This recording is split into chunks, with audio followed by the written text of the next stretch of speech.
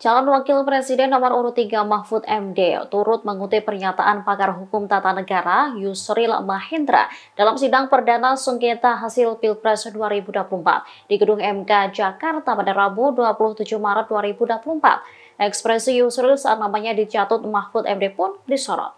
Pernyataan Yusril yang dicatut Mahfud ialah saat meminta MK agar tidak fokus pada masalah angka saat menangani sengketa hasil pemilihan presiden.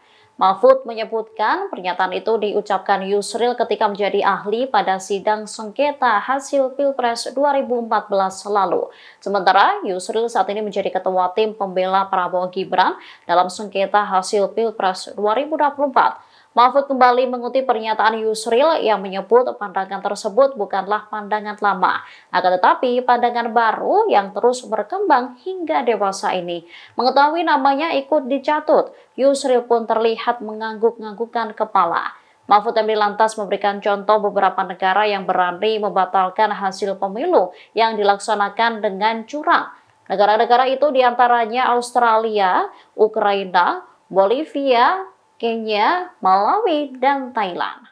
Harian Media Indonesia 7 Juli 2009 menulis editorialnya dengan judul Hormat untuk Mahkamah Konstitusi yang alinea pertamanya dimulai dengan kalimat untung ada Mahkamah Konstitusi.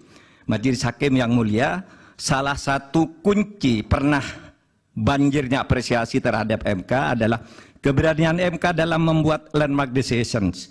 Keputusan monumental dengan berani menembus masuk ke relung keadilan substantif sebagai sukma hukum, bukan sekedar keadilan formal prosedural semata.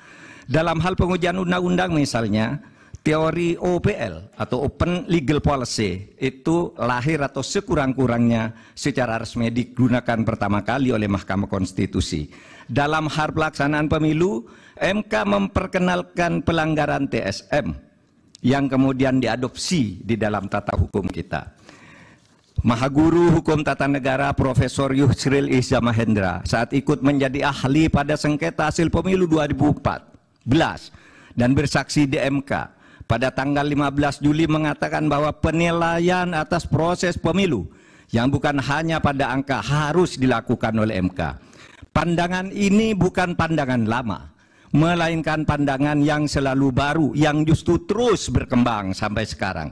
Menjadikan MK hanya sekedar mahkamah kalkulator, menurut Pak Yusril, adalah justru merupakan pandangan lama yang sudah diperbarui sekarang. Di berbagai negara judicial activism banyak dilakukan oleh Mahkamah Konstitusi maupun Mahkamah Agung. Beberapa negara membatalkan hasil pemilu yang dilaksanakan secara curang dan melanggar prosedur seperti Australia, Ukraina, Bolivia, Kenya, Malawi.